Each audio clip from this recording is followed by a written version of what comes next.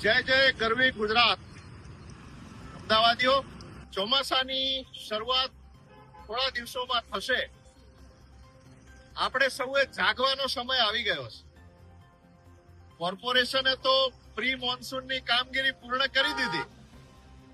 હું અત્યારે આ મકરબા અંડરપાસ પાસે ઉભો છું. આજના સમાચાર પત્રમાં એક લેખ વાંચ્યો. 25 જેટલા અંડરપાસ આ વેસ્ટર્ન અમદાવાદ છે.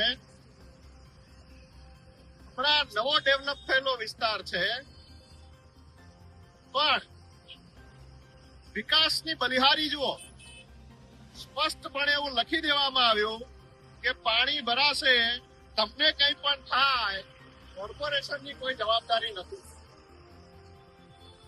મને એ સમજાવો, કોર્પોરેશન શેની જવાબદારી લેશે?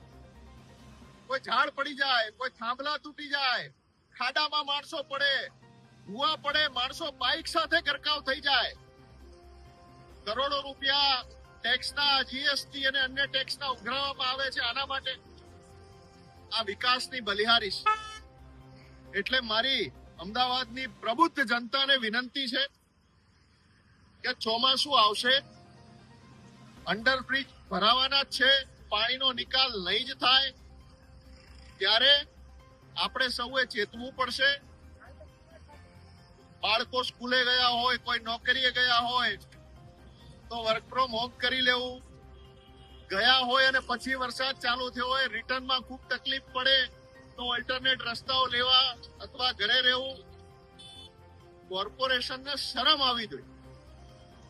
અમદાવાદ જેવા વિકાસની મોટી મોટી ગુલબાંગો પુકારવામાં આવે અને અહીંયા પણ નવા બનેલા અંડરપાસમાં પણ જો તમે પાણીના નિકાલની વ્યવસ્થા નથી કરી શકતા તો શરમ આવી જોઈએ, ડૂબી મરવું જોઈએ.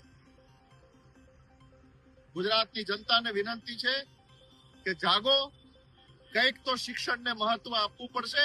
ભણેલા ગણેલા લોકો આવશે અને ભણેલા ગણેલા લોકોના હાથમાં શાસન જશે તો આવા કરોડો અબજો રૂપિયા નહીં વેડપાય.